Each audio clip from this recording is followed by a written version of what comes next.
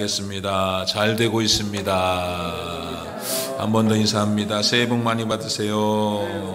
감사합니다. 오늘 새해 첫날 이렇게 하나님 앞에 나와서 예배 드리시는 여러분들, 하나님이 기뻐하실 줄 믿습니다.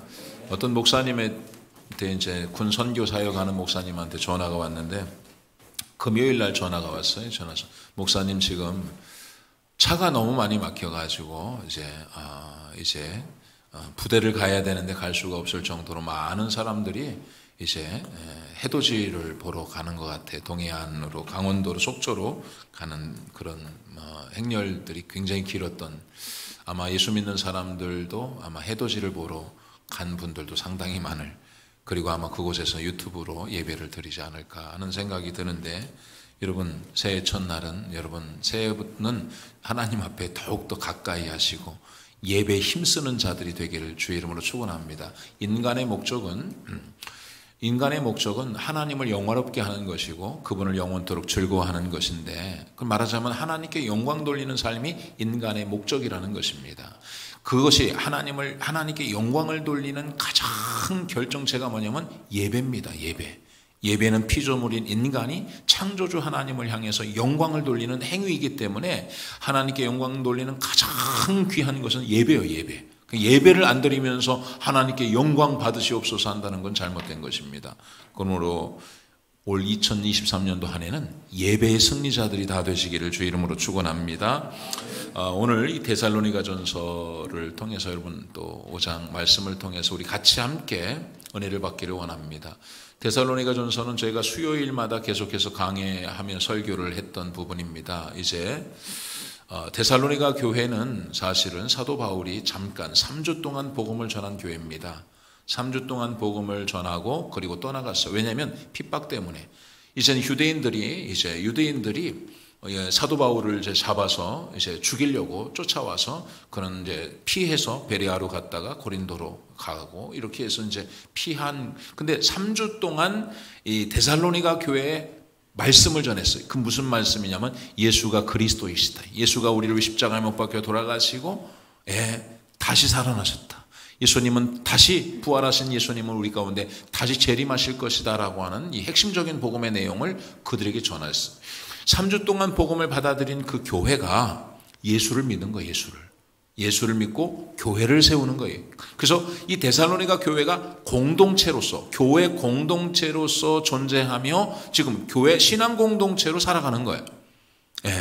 그런데 이제는 복음을 전해 듣고 교회 공동체가 되었지만은, 그러나 외부로부터 끊임없는 도전들을 받는 거예요.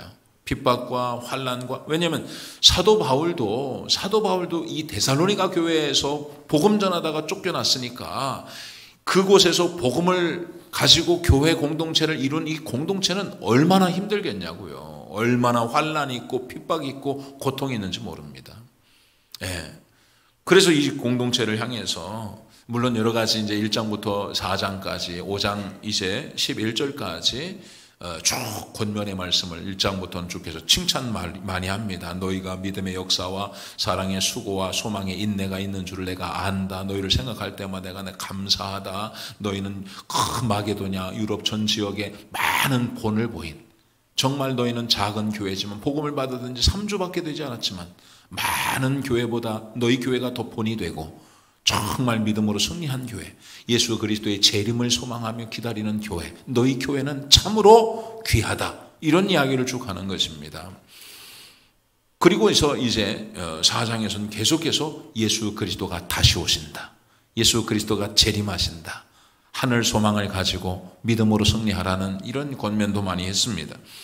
그러면서 이제 공동체 안에서 교회 공동체가 어떠한 삶의 자세를 가지고 이런 세상의 어려움을 이겨야 되는지에 대해서 설명을 하는데, 형제들아 우리가 너희에게 구하노니 너희 가운데서 수고하고 주 안에서 너희를 다스리며 권하는 자들을 너희가 알고, 그랬어요. 사도 바울은 이제 목회자였죠. 또 선교사였고 여러 가지 많은 신학자였고 참 2000년 기독교 역사, 2000년 역사 가운데서 전무후무한 사람이었습니다. 목회도 해보고 선교도 해보고 많은 일들을 해봤어요.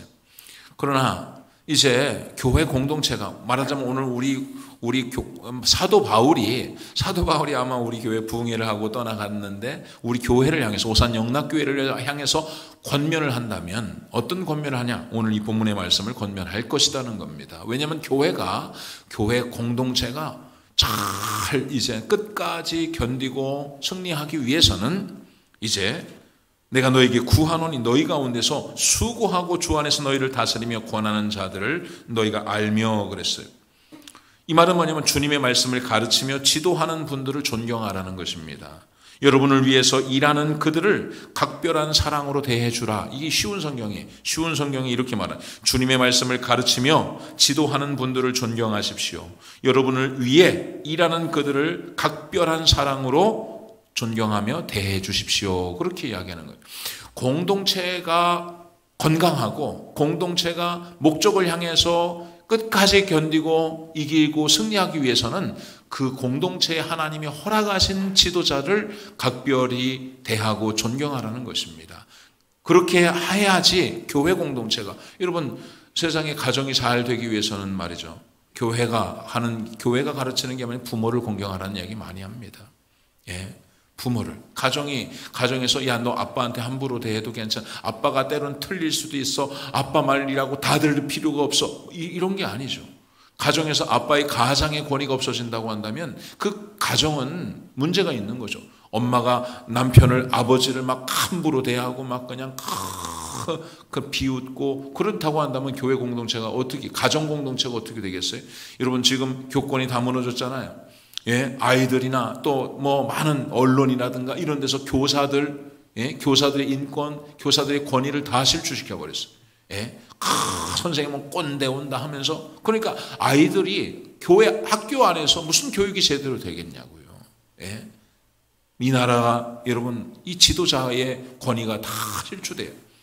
그러면 그 나라는 위험한 것입니다. 그 공동체는 상당히 위기를 맞이하게 된다는 거예요. 지금 특별히 교회 공동체 일원으로서 마지막 시대를 살아가면서 마지막 위기를 함께 이겨내야 될 그 공동체가 말씀을 전하는 지도자들을 존경하지 않고 그들을 함부로 대한다고 한다면, 그러면 그 공동체는 상당히 위험하다는 거예요. 그래서 사도 바울은 너희를 가르치는, 너희 가운데서 하나님의 말씀을 전하는 지도자를 존경하라는 것이죠.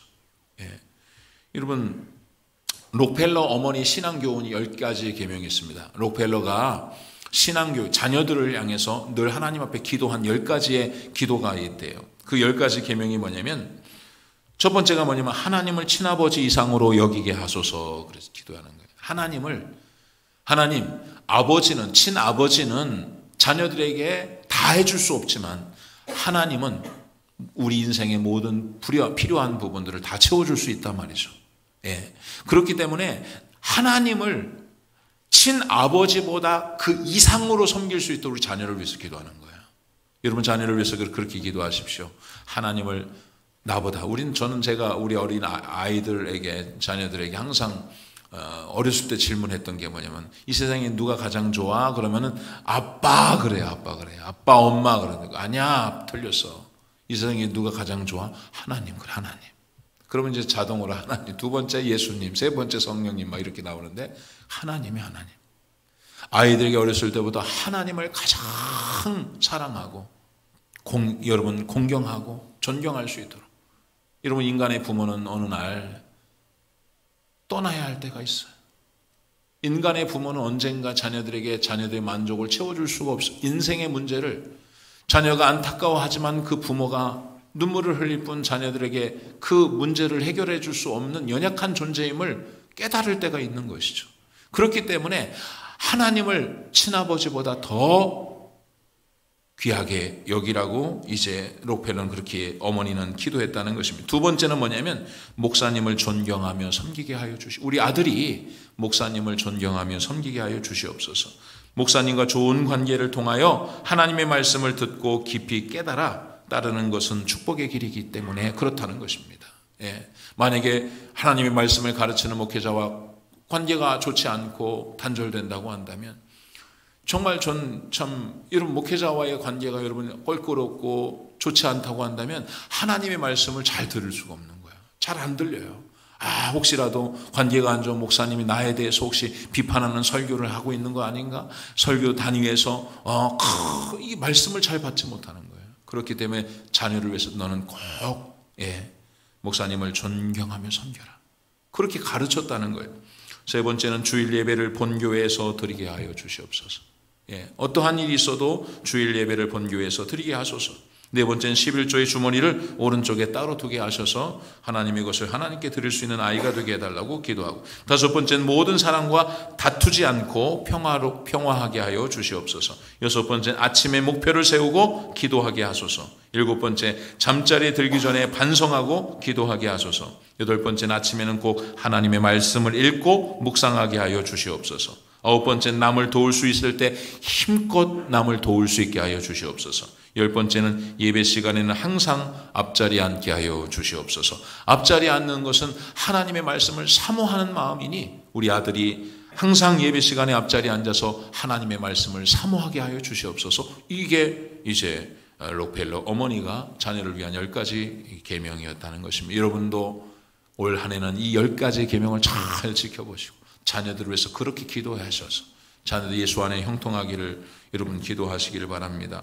그래서 그렇게 이야기하는 공동체가, 이 데살로니가 교회 공동체가 이제 외부로부터 내부에도 문제가 있지만 외부로부터 끊임없는 공격, 환난과 박해가 있는 가운데에서 너희들을 말씀을 지도하는 영적인 지도자를 존경하며 그를 잘 귀하게 여기라, 이렇게 이야기하는. 그리고 또 너희끼리 화목하라, 서로 화목하게 지내라는 것이죠. 성도 안에서 세상을 이길 수 있는 유일한 힘이 뭐냐면 너희들끼리 공동체 안에서 화목하라는 거예요. 여러분, 우리끼리 화목하면 어떤 어려움도 이길 수 있습니다. 그런데 우리끼리 싸우면 안 되죠. 여러분, 교회 가정이 가장 건강한 가정은 어떤 가정이냐? 부부간의 사이가 좋은 겁니다. 화목한 것이죠. 자녀들과 화목한 것입니다. 여러분, 가정이 가장 위기가 뭐냐? 아빠가 돈 많이 벌어와도 엄마가 늘 싸우는 거죠. 자녀들과 부모가 계속해서 싸우고 문제를 일으킨다고 한다면 어떻게 그 가정이 끝까지, 여러분의 가정을 허무는 작은 여우를 조심하십시오. 여러분의 가정을 허무는 마귀가 있다는 거예요. 그 가정을 지키기 위해서 가장 중요한 게 뭐냐면 아버지의 가장의 권위를 인정하고, 그리고 뭐요? 가족 안에서 화목하게 지내야 된다. 이게 교회 공동체가 화목하게 지내야 돼요. 여러분이 화목하게 지낼 때 가정이 절대 깨어지지 않습니다. 교회 공동체는 우리가 안에 오산영락교회, 우리 으쌰으쌰 절대로 우리끼리 화목해야 돼. 화목해야 돼. 할렐루야. 다투지 말고 화목해야 된다는 것입니다. 여러분, 로마서 12장 18절에 할 수 있거든 너희로서는 모든 사람과 더불어 화목하라 그랬어요. 너희는 모든 사람과 더불어 화목하라 명령하고 있습니다. 고린도후서 5장 18절엔 그가 그리스도로 말미암아 우리를 자기와 화목하게 하시고 또 우리에게 화목하게 하는 직분을 주셨다는 거예요. 여러분, 하나님께서 그리스도로 말미암아 우리를 자기와 화목하게 하시고, 하나님께서 그리스도를 통해서 우리와 어떻게 하나님과 우리가 원수였어요. 원수였기 때문에 화목할 수 없었지만은 하나님께서 그리스도를 통해서, 그리스도가 십자가에 못 박혀 돌아가심을 통해서 원수였던 하나님과 우리가 화목하게 되었다. 놀라운 비밀이죠. 우리가 하나님을 아빠, 아버지로 부를 수 있게 됐다. 화목하게 되었으니까. 그래서 너희는 화목하는 직분을 하나님이 너에게 주셨다는 거예요. 화목하게. 이것은 뭐냐면, 여러분, 우리가 하나님과 화목했잖아요. 이제 우리가 화목하게 하는 직분을 우리가 어떻게 화목하게 됐어요? 하나님께서 예수님을 통해서 예수 그리스도가 십자가에 못 박혀 돌아가심으로 우리를 하나님과 화목하게 하셨어요. 그래서 내가 화목하게 했어요. 우리에게 그 직분을 주셨으니 나와 같이 또 만약에 우리 이영희 집사님과 화목하게 하는 것은 뭐냐? 이제 하나님과 원수되었던 우리 이영희 집사님이 예수 그리스도를 통해서 하나님과 화목하게 되었다는 사실을 알지 못하니 내가 가서 먼저 화목하고 하나님과 화목할 수 있도록 예수 그리스도를 믿을 때 그 화목하게 하는 직분을, 그러니까 여러분 전도하는 거예요. 복음전에서 여러분들이 많은 사람들이 하나님과 화목하게 할 수 있도록 그 직분을 우리에게 주셨다는 거예요. 그러기 위해서는 우리끼리 화목하지 않고서는 안 되는 것입니다. 여러분, 화목하시기를 원합니다. 요한일서 4장 10절에 보니까 사랑은 여기 있으니 우리가 하나님을 사랑하는 것이 아니요 하나님이 우리를 사랑하사 우리 죄를 속하기 위하여 화목제물로 그 아들을 보냈다 그랬어요. 여러분 사실 하나님과 우리가 여러분 멀어졌던 관계 화목하기 위해서 예수님께서는요 화목 제물로 자신을 드렸어. 자기를 십자가에 죽기까지 화목 제물로 드리시고 하나님과 우리를 화목하게 하셨어요. 저는 공동체 안에서 화목하게 된다는 것은 자기 희생 없이는 화목할 수가 없습니다. 내가 죽어야, 내가 희생의 제물이 되어서, 내가 화목 제물이 되어서 하나님. 이런 상 교회 공동체 안에는 여러 가지 많은 참 문제들이 많죠. 교회 안에선 여러 가지 참 서로 미워하는 감정이 있을 수 있고 생각이 다르잖아요. 고집도 있잖아요. 그러니까 어떻게 화목할 수 있겠어요? 뭔가 잘 지내는 것 같지만 어떤 의견이 충돌될 때, 고집 부릴 때, 그럼 이게 어떤 생각이 탁 충돌이 되잖아요. 가정도 마찬가지잖아요. 서로 간에 어떤 고집이나 가치를 내려놓지 않으면 계속 끊임없이 싸우는 거 아니에요. 화목하려면 뭐냐? 화목하기 위해서는 예수님이 자기 희생을 하지 않고서는 자기 육체를 자기를 제물로 삼지 않고서는 절대로 화목할 수가 없는 거예요. 죄인인 인간이 감히 하나님과 화목할 수가 없어요. 저도 말씀을 묵상하면서 그래 맞아. 인생 가운데 우리 공동체 안에서 진짜 화목하려면 내가 죽지 않으면 안 되는 거예요. 내가 죽어야 돼. 내가 그리스도와 함께 십자가에 못 박혔나니 그런즉 이제는 내가 사는 것이 아니요 내 안에 예수 그리스도께서 사시는 것이라. 이제 내가 육체 가운데 사는 것을 나를 사랑하사 나를 위하여 자기 몸을 버리신 하나님의 아들을 믿는 믿음 안에 사는 것이다. 내가 죽어야 예수가 사는 거예요. 예수가. 내가 죽어야 하나님과 화목하게 되는 것이죠. 그러니까는 누군가 무언가 여러 가지 이제는 감정이나 또 의견 충돌로 인해서 분쟁이 생기고 공동체 안에 갈등이 생길 수 있겠죠. 그럴 때 예수님을 생각하면서 예수님이 자기를 희생 제물로 화목 제물로 드려서 우리를 하나님과 화목하게 한 것처럼 하나님 내가 죽고 내 안에 예수가 살고 내 자존심을 내려놓고 내가 내 자존심을 희생 제물로 화목 제물로 삼으셔서 상대방이 나에게 좋지 않은 이야기를 하고 상대방이 나를 비웃고 나에게 참 여러 가지 좋지 않은 행동을 해도 하나님 내가 죽어야 그 사람과 화목할 수 있는 거야. 내가 죽어야 그 사람을 하나님과 화목하게 할 수 있는 거예요. 할렐루야. 근데 교회 공동체가 참 성경은 여러분 정말 그냥 사랑이에요. 용서하고 사랑하고 그런데 잘 안 되는 거야. 그게 의도적으로라도 해야 돼요. 성경은 하나님은 끊임없이 용서하고 끊임없이 사랑하고 끊임없이 희생하고 끊임없이 화목하라고 말씀하는데 하나님 나는 잘 안 돼요. 내 자존심 때문에 내 생각 때문에 난 지고 싶지 않은 성격 때문에 기질 때문에 하나님 난 누군가가 나에게 잘못하면 내가 어떤 공동체라 할지 내 셀그룹이라 할지 셀가족이라 할지라도 나에 대해서 좋지 않은 말하면 난 그 용서할 수가 없어요. 내 감정이 그를 용서할 수가 없어요. 내 남편이라 할지라도 아니라 할지라도 자녀라 할지라도 내 감정을 건드리면 나는 화가 나요. 그러나 하나님이 용서하라고 하셨으니 하나님 공동체 안에 화목하라고 하셨으니 하나님 내가 죽고 예수 살게 하여 주시옵소서. 내가 죽고 신앙의 결론은 내가 죽는 거예요. 신앙생활 잘하는 사람이 성숙한 사람이 어떤 사람이냐? 내가 죽고 예수 사는 사람이에요. 갈라디아서 2장 20절의 말씀은 사도 바울의 이 신앙 고백은 정말 정점에 다다랐을 때 내가 그리스도와 함께 십자가에 못 박혔나니 내가 죽었다는 거야. 그런즉 이제 내가 사는 것이 아니요 내 안에 예수가 사는 것이다. 선포를 해버리는 거예요. 이제는 내가 예수와 함께 십자가에 못 박혔다. 나는 죽었다. 나는 죽고 내 안에 예수가 산다. 예수가 살게 해야죠. 예수가.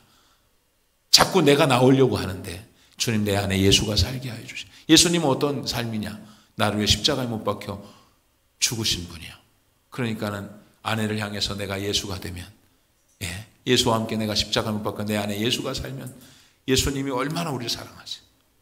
십자가에 죽기까지 사랑하니까 아내를 사랑하고 아내를 이해하고 남편을 사랑하고 남편을 공경하고 왜? 내가 사는 게 아니고 내 안에 예수가 사니까. 공동체 안에 셀그룹 안에 남전도회 안에 여전도회 안에 여러분 우리는 별것 아닌 거 가지고 여전도회에서 뭐 어떤 행사를 참 선한 일을 하잖아요. 얼마나 귀한 일을 합니까? 교회 안에서 참 굳은 일을 다 하는데 그냥 무슨 국을 끓이는데 간장을 넣을 거냐 소금을 넣을 거냐 간장을 넣어도 괜찮고 소금을 넣어도 괜찮고, 예? 예. 김치가 짜면 밥을 많이 먹으면 되고, 예? 김치가 싱거우면 김치를 더 많이 먹으면 되고, 그러면 되는데 그거를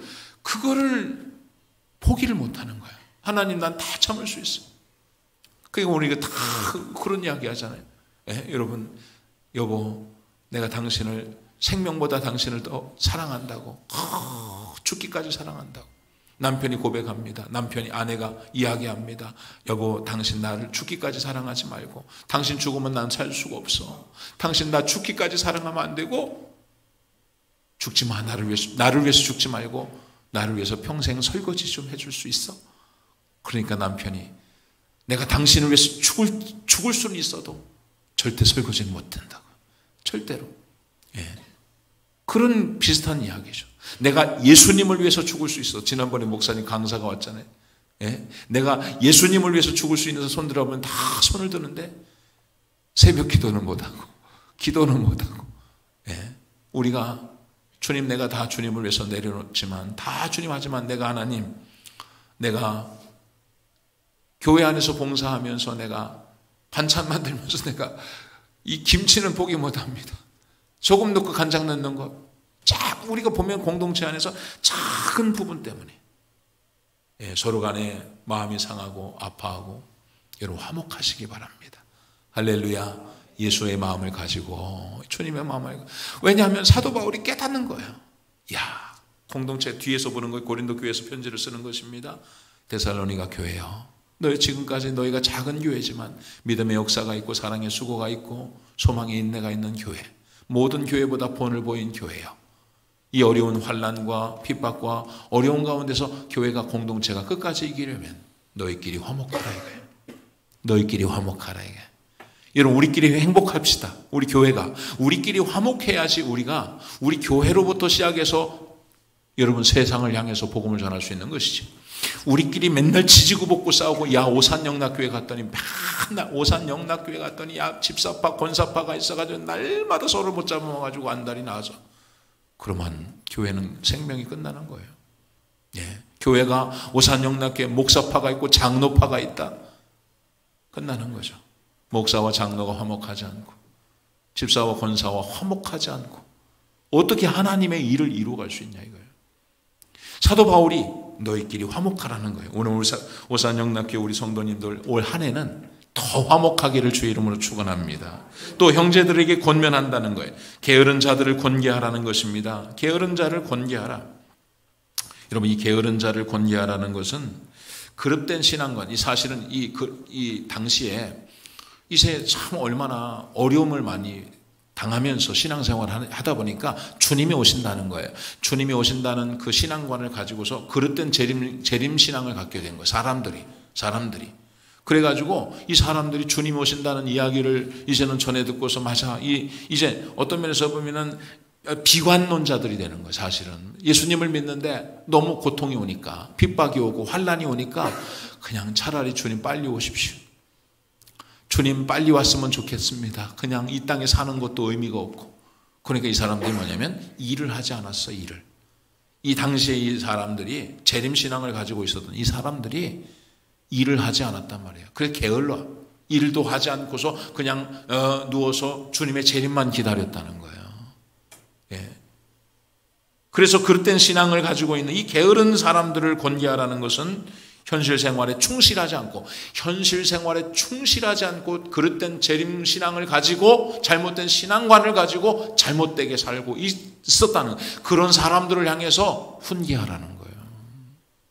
여러분, 성경에 보면은 예수님이 다시 오실 때의 표현을 보면은 언제 오시냐고 하면은 너희가 기도하고 깨어 있고 너희가 다 주님을 준비할 때 주님 오신다고 그러지 않았어요. 어떤 여자가 맷돌을 갈 때 주님이 오신다고 그랬어요. 어떤 사람들이 밭에 가서 일을 할 때, 밭에 가서 열심히 일을 할 때 한 사람은 올라가고 한 사람은 더 남아있다고 그랬어요. 열심히 맷돌을 갈 때 한 사람은 올라가고 한 사람은 남아있다고 그랬어요. 그게 하나님이 오실 때는 언제냐? 우리가 우리에게 주어진 삶에서 최선을 다해 성실하게 일할 때, 그때 주님이 오신다 이거예요. 할렐루야. 주님 오실 것을 소망하면서 여러분 우리에게 주어진 삶에 최선을 다해서 살아가라 이거. 최선을 다해서. 예. 극단적인 어떤 종말론을 가지고서 잘못된 재림관을 가지고서 주님 오신다고 주님이 이제 곧 오실 테니까 직장은 뭐하러 다녀? 설거지는 뭐하러 해? 짐은 주님 오시면 다 끝나는 건데 그러지 말라는 거예요. 그건 잘못된 신앙이라는 거예요. 현실의 삶을 부정하고 나는 천국을 소망하니까 천국에 갈 사람이 직장도 필요 없고 돈도 필요 없고 아무것도 필요 없으니까 나는 오직 예수만 본다. 이런 것도 사실은 극단적인 것이죠. 하나님이 나에게 주신 삶 가운데서 돈도 벌어야 되고, 왜냐하면 이 땅에 살려면 돈도 벌어서 자녀들도 잘 가르쳐야 되잖아요. 행복하게 살아야 되잖아요. 남들보다 더 열심히 성실하게 살아가라는 거예요. 그 교회 안에 그런 잘못된, 그래서 게으른 사람들이 있었다는 것인데, 이 게으른 자를 공동체 안에서 이런 것들이 자꾸 독버섯처럼 퍼져서 그릇된 신앙관을 가지고 있는 사람들이 많아지면 나중에는 그 문제가 있다는 거예요. 그래서 말씀을 가르치는 자는 그릇된 신앙, 교회 안에도 잘못된 신앙관을 가지고 살아가는 사람이 있어요. 잘못된 신앙관은 말씀을 통해서, 말씀을 비추어서 여러분들이 신앙의 바른 신앙을 가질 수 있도록 그렇게 가르치고 양육해야 하는 것이죠. 그리고 또 뭐라고 이야기하냐면 마음이 약한 자들을 격려하라는 거예요. 교회 공동체는 마음이 약한 자를 격려하라. 여러분 당시에 환난과 박해가 계속 있었단 말이에요. 근데 그것을 이겨내지 못하고 상심하거나 의기소침했던 사람이 많이 있었다는 거예요. 그렇지 않겠어요? 환난과 박해가 있었는데 누구나 다 이겨낼 수 있는 게 아니잖아요. 어떤 사람은 상심이 돼. 예수 믿는 게 이렇게 힘든 거야? 예수 믿는 게 이렇게 힘든 거야? 마음에 상심이 돼. 옆집도 예수 믿는 사람들 끌려갔대. 순교당했대. 의기소침하는 거죠. 어떡하지? 이렇게 신앙생활하는 게 힘들 줄 몰라. 마음이 약한 자들이 있다는 거예요. 교회 공동체 하는 마음이 약한 자들이 있다는 것입니다. 그런 사람을 격려하라는 거예요. 실제적으로 있습니다. 교회는 마음이 약한 자들, 이런 사람들에게 힘을 주는 메시지를 전하라 이거예요. 똑같은 이야기를 해도 어떤 사람들 그런 걸 많이 보거든요. 어떤 사람은 그냥 이야기해도 시험 안 드는 사람이 있어요. 그냥 설교하다가도 그냥 똑바로 신앙생활 하시라고 그러면 목사님 하나님 내가 근데 어떤 사람들은 또 그거 가지고 또 마음에 두는 사람들이 있고요. 어떤 사람은 김 집사님 신앙생활 바르게 하세요. 어디 주일 빠져먹고서 어딜 그렇게 놀러를 가면 되겠습니까? 그러면 그런 사람은 또 그렇게 받아들이는 사람들, 목사님 죄송합니다. 제가 다 해서 더 열심히 하려고 하는 사람. 그런데 어떤 사람은 그것도 마음에 상처가 돼가지고 또 마음이 약한 사람이 있다고요. 마음이 약해서 환난과 박해를 이제는 받으면서 마음이 상심하거나 또 이렇게 의기소침하는 사람들, 그들에게 공동체는 격려하라는 거예요. 격려. 그래서 여러분 교회 가운데서 올 한 해도 혹시 여러분 주변에도 마음이 연약한 사람들, 이런 사람도 있지 않겠습니까? 그들을 사람 자꾸 세워주세요. 자꾸 위로해 주시고 격려해 주시고 잘한다 집사님, 권사님, 우리 성도님 참 잘한다, 힘을 주실 수 있는 교회 공동체는 그런 일 하는 거예요. 여러분 팀워크의 장점이 뭡니까? 팀워크의 장점이 뭐냐면 연약한 지체를 보호할 수 있는 거예요. 가장 대표적인 게, 여러분 축구만 해도 보면 아시겠지만 축구가 우리가 동네 축구도 마찬가지예요. 동네 축구. 여러분 국가대표나 이런 사람들은 다 부족함이 없이 다 나름대로 잘한 최고를 데리고 오지만 우리 동네 교회에서 축구하다 보면 말이죠, 때로는 수비 같은 경우 되게 못하는 그런 경우들도 많습니다. 그러면 뒤에서 목사님이 못하니까 저거는 뚫리면은 골이니까 내가 못할 때, 제가 만약에 못한다고 하면 저거는 목사님이 책임이니까, 그리고 다 넘기면 우리 같이 지는 거예요. 나는 잘했어. 난 공격수야. 나 한 골 넣었어. 수비가 뚫려가지고 두 골을 먹었어. 자기는 한 골 넣었는데 난 안 졌어. 수비가 잘못한 거니까. 그런 바보 같은 사람이 어디 있어요? 그러면 자꾸 수비가 좀 부족하면은 공격수가 갔다가 와야지. 그렇지 않겠어요? 와가지고 도와줘야지. 그래서 방어를 해야죠. 예? 세상에 내가 골 안 먹었으니까, 나는 골키퍼도 아니니까, 게임에 지고 있는데, 지금 다 무너지고 있는데 나는 상관없다고 가만히 있는 바보가 어디 있어요? 팀워크의 장점은요, 연약한 멤버를 도와줄 수 있는 거예요. 마음이 약한 사람이 있고 마음이 강한 사람이 있습니다. 마음이 강한 사람들은 약한 사람들이 격려하고 힘을 줄 수 있는, 우리 오산영락교 2023년도에는 좀 여러분 마음이 약한 사람들, 여러 가지 어려운 부분 사람들을 좀 붙잡아 주시고 힘을 주는 말씀을 좀 많이 하실 수 있기를 바랍니다. 또 힘이 없는 자들을 붙들어 주며 그랬어요. 힘이 없는 자들을 붙들어 준다. 이 말은 신앙적으로나 윤리적으로나 미성숙한 사람, 실족하기 쉬운 사람, 시험에 들기 쉬운 사람, 이런 사람이 힘이 없는 자라 그렇게 이야기를 하고 있습니다. 이 힘이 없는 사람들을 붙들어 주라는 거예요. 시험 들기 쉬운 사람들, 연약한 사람들을 잘, 교회 공동체가, 지금 여러분 사도 바울이 지금 교회가 지금 위기요. 야, 3주밖에 안 됐죠. 복음을 들은 지 3주밖에, 내가 3주밖에 복음을 전하지 않고 떠나간 거거든요. 그 교회 공동체, 너희들 언제까지 끝까지 이겨야 되는데, 그러기 위해서는 너희들 가운데 게으른 자, 그릇된 신앙관을 가지고 있는 사람들을 잘 훈계하고, 마음이 약한 자들에게 힘을 주며, 힘이 없는 자들, 시험에 들어서 자주 넘어지기 쉬운 사람들을 붙들어 주라는 거예요. 우리 교회도 마찬가지입니다. 우리 교회도 힘이 없는 사람이 있어요. 마음이 연약한 사람이 있습니다. 여러분, 게으른 사람이 있습니다. 우리가 그것을 여러분 목회자 혼자 다 하라는 게 아니에요. 지금 사도 바울이 그것은 내가 간다고 해서 그것을 할 수 있는 게 아니라 너희끼리라는 거예요. 너희끼리 공동체 안에서 힘을 주고 붙들어주고 같이 훈계하고 같이 공동체를 이루어가라는 거예요. 그리고 모든 사람에게 대하여 오래 참으라 그랬어요. 모든 사람에게 오래 참으라는 거예요. 이 오래 참으라는 것은 어떤 환난과 핍박을 견디고 이기라는 게 아니라 그 사람을 향해서 기다려주라는 거예요. 그 사람들을 향해서 어느 하루에, 그러니까 참 공동체라는 게 그렇죠. 실망하지 말고 기다리라 이거예요. 기다려주라는 것이죠. 우리 아이들, 여러분 자녀들을 가르치면서 양육시키면서 아이가 언어도 좀 늦는 것 같기도 하고, 내가 다른 자녀들에 비해서 우리 아이가 좀 늦는 것 같기도 하고, 또 말도 잘 안 듣는 거 사춘기를 보내면서 이 아이들이 막 그냥 감당할 수 없을 정도로 아이들이 말을 안 듣고 어려움을 호소하고, 그런 경우가 얼마나 많아요. 그때 우리가 할 수 있는 게 뭐예요? 오래 참으라는 거예요. 기다려줘야 돼요. 기다려줘라. 우리 아이가 이번에 막내가 대학을 갔어요. 막내가 졸업을 했는데, 우리 참 이 아이들 보면은 너무 얼마나 아이가 그냥 이렇게 아이가 막 그냥 정서불안인지 막 얼마나 학교 선생님한테 제가 불려갔었단 말이에요. 아이가 얼마나 정서가 불안한, 왜 갔더니 혹시 목사님이어서 아버님 우리 가정에 문제가 있는 거 아니냐고. 무슨 문제? 준수가 좀 아이가 공부 시간에 선생님 눈을 한 번도 마주치지 않는데, 그리고 아이가 그냥 첫 시간부터 끝 시간까지 운동장만 쳐다보고 있대. 운동장 개미가 지나가는 걸 보고 있는데 심각하게 받아요. 그래서 나한테 와서 가정에 무슨 문제가 있냐고. 부모들 혹시 부부간에 문제가 있냐? 문제가 없다고. 문제가 없다.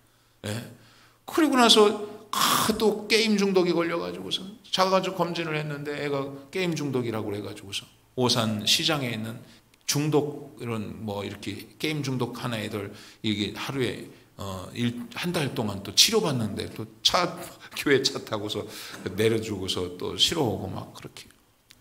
그리고 또 중학교 때도 막 그냥 학교에 학교 폭력, 그 싸움하는 거 구경하는 것도 걸리더라고요. 말리지 않았다고 해서. 그래서 또 가가지고 선생님한테 또 상담을 하기도 하고. 아마 여러분의 자녀들도 마찬가지일 거예요. 여러분 자녀들이 다 그런 시간을 기다려주는 거 아니에요. 기다렸더니 이제는 고등학교를 졸업하고, 이제는 20살이 된 거예요. 20살. 지금도 지금 이제 다 끝난 게 아니라 아이들을 향해서 계속 기다려주듯이, 여러분 교회는 마찬가지다. 신앙이 갑자기 자라지 않고 여러 가지 문제를 일으킨다고 해서 그리고 내가 또 그들을 붙잡아주고 그들에게 권면을 하고 권계를 하고 훈계를 하고 그들을 붙잡아주고 힘없는 사람을 도와주고 그렇다고 해서 바로 성장하지 않는단 말이에요. 기다려주라는 거예요. 기다려요. 오래 참으라는 것입니다. 여러분 자녀가 지금 뭐가 다 이루어진 것 같지 않아도 여러분 그 자녀를 향해서 기도하면서 참으시기를 바랍니다. 기다려 주셔야 된다는 것입니다. 또 누가 누구에게든지 악을 갚지 말고, 누가 누구에게든지 악을 행한 것 악으로 갚지 말라는 거예요. 서로 대하든지 모든 사람을 대하든지 항상 선을 따르라. 악으로 악을, 교회 공동체는 너희가 상대방이 뭐 잘못하면은 그 잘못한 것을 악으로 악을 갚지 말고 항상 선을 따르라는 거예요. 거룩한 교회 공동체는 누가 나에게 잘못한 것, 그렇다고 한다면 여러분 예수님 여러분 로마서 5장 8절 우리가 아직 죄인 되었을 때 그리스도께서 우리를 위하여 죽으심으로 하나님께서 우리에게 대한 자기의 사랑을 확증하셨다고 그러잖아요. 예? 만약에 우리가 죄인이었는데 우리가 아직 죄인 되었을 때 하나님 우리를 심판하시고 멸망시키면 끝나는 거 아니겠어요? 상대방이 우리에게 악한 일을 한다 할지라도 여러분은 악을 악으로 갚지 말고 항상 선을 행하라는 거예요. 동해보복법이 아니라 반드시 복수하고 원수 갚는 것이 아니라, 예. 교회 공동체가 만약에 교회 공동체 안에서 어떤 집사님이 잘못을 했다고 해서 난 저 집사님 잘못했으니까 난 원수 갚을 거야 하고 한다면 그 교회 공동체가 남아있겠습니까? 상대방이 나에게 잘못한 일이 있어도 기도하면서 하나님 그러니까 그건 맡기세요. 하나님 앞에. 그러기 위해서는 여러분, 그런 일이 얼마나 어렵습니까? 이렇게 지금까지 이야기한 공동체 안에서 끊임없이 박해가 있고 환란이 있고 가정 안에 내부 간의 갈등, 여러분도 가정생활하면서 여러분 안에서 남편과 아내와의 갈등, 자녀와의 이 사춘기의 갈등, 이제는 엄마들 갱년기하고 사춘기하고 싸우면 아마 전쟁일 겁니다. 근데 이야기로는 지금까지 검증된 결과로는 갱년기가 이긴다는 것 같아요. 사춘기보다. 그냥 서로 피하실 수 있어요. 그 만약에 그렇게 된다고 한다면 여러분 서로 간에 참지 못하고 교회 안에서도 교회한테 얼마나 교회 공동체가 만약에 서로 간에 문제가 있을 때마다 내 주장을 펼쳤어. 내가 옳아요. 상대방보다 내가 옳고 넌 나빠, 잘못됐어. 그것을 가정 안에서 누가 옳고 그름을 정해놓는다고 한다면 내가 옳아. 그래 가정은 깨지는 거예요. 셀 가운데 집사님하고 권사님하고 붙었어. 누가 옳고 그름의 문제예요? 예? 상대방이 실수했어요. 잘못했어요. 당신 잘못했으니까 내가 당신 용서하지 않을 거예요. 어떻게 할 거예요? 셀은 깨지는 거예요. 가장 작은 규모의 이 셀 그룹이, 셀 가족이 깨어져 버리면 더 이상 무슨 소망이 있겠습니까? 그게 교회가 깨어지는 것이죠. 예. 하나님 나는 할 수가 없어요. 그러니까 뭐라고 이야기하냐, 저 보세요. 그 공동체를 지켜나가기 위해서 해야 할 일이 있다는 거예요. 그게 뭐냐면 항상 기뻐하라는 거예요. 항상 기뻐하라고 말씀하는 거예요. 왜 그래요? 오늘 우린 천국 시민권이 되었어요. 천국 시민권이 되었으니 항상 기뻐하라는 것입니다. 예. 약간의 어려움이 있을지라도 마음 깊은 곳에는 기쁨이 샘솟지 않을 수가 없는 거죠. 왜냐? 큰 것을 얻었기 때문에. 예. 천국 시민권, 예수 그리스도로 말미암아 구원받았기 때문에 기뻐할 수 있는 것이죠. 이 예수 그리스도로 말미암아 오는 이 기쁨이 우리 가운데 없다면 사실은 어떻게 악을 선으로 갚을 수 있겠어요? 예. 구원의 기쁨이 없으면, 천국 시민권 된 이 기쁨이 없으면, 이 항상 기뻐할 수 없다면 어떻게 우리가 이 어려운 세상을 이길 수 있냐 이거예요. 예수 그리스도에 대한 구원의 기쁨이 여러분 가운데 넘치기를 바랍니다. 그러면 항상 기뻐할 수 있는 것이죠. 예, 항상 기뻐하라. 또 쉬지 말고 기도하라고 말씀하고 있는 것입니다. 예, 쉬지 말고 기도하라. 기도함으로 끊임없는 신앙각성을 해야만 성공적인 생을 살 수 있다는 거예요. 아까도 말씀드렸지만 계속해서 쉬지 않고 계속 기도할 때 우리는 위기를 넘길 수 있고 위기를 이겨나갈 수 있는, 내가 모든 것을 우리의 힘으로만 할 수 있는 것이 아니라 쉬지 않고 기도함을 통해서 하나님의 도움을 계속해서 요구하라는 거예요. 공동체 생활을, 교회를 지키기 위해서는, 가정을 지키기 위해서는, 교회를 지키기 위해서는 끊임없이 하나님의 현재적 시점에서 끊임없이 하나님의 도움을 구해야 된다는 거예요. 그 공동체는 너희들끼리 으쌰으쌰해서만 될 수 있는 게 아니라 계속적인 기도를 통해서 하나님 앞에서, 하나님 우리 공동체를 지켜주시고 우리가 주님이 다시 오시는 그날, 주님이 재림하시는 그날까지 교회를 지켜주시고 성도를 지켜주시고, 그러기 위해서는 어떻게 해야 되냐? 쉬지 말고 기도해야 된다는 거예요. 여러분 가정을, 여러분 셀그룹을, 여러분을 맡겨진 어떤 찬양대나 찬양단이나 모든 공동체 속해 있는 이 지체들을 지키기 위해서는 쉬지 않고 기도해야 된다는 것입니다. 그렇게 할 때 여러분이 계획한, 우리가 성도들이 목적지를 향해서 안전하게 이룰 수 있다는 것이죠. 계속해서 주님의 도움을 구하는 것이 쉬지 말고 기도하라는 것입니다. 또 범사에 감사하라고 그랬잖아요. 범사에 감사하라. 여러분, 범사는 모든 상황과 환경을 이야기하는, 모든 상황과 환경이라는 의미예요. 모든 상황과 모든 환경. 여러분, 성도는 이미 영원한 천국을 소유하였기에 모든 상황에 있어서 합력하여 선을 이루시는 하나님께 감사할 수 있는 것이죠. 할렐루야. 예수 믿고 구원받았어요. 천국 시민권이 되었어요. 천국을 이미 소유했어요. 그러니 모든 상황에서 감사할 수 있는 것이죠. 큰 것을 얻었기 때문에, 작은 것 때문에 여러분 실족하지 않는 거예요. 여러분 만약에 여러분에게 생각해 보세요. 이게 영적인 것인데, 영적인, 여러분이 귀가 열리고 눈이 열려가지고 이 영적인 말씀을 이해한다면, 맞아, 그렇지. 우린 천국을 소유했으니까. 예수님이, 하나님의 아들 예수 그리스도가 나를 위해서 이 땅에 십자가에 못 박혀 자기 몸을 찢겨 주심으로, 피 흘려 주심으로 내가 하나님의 자녀가 돼서 하나님 나라 왕자가 되었단 말이에요. 천국의 시민권이 돼서 천국을 소유하게 되었어.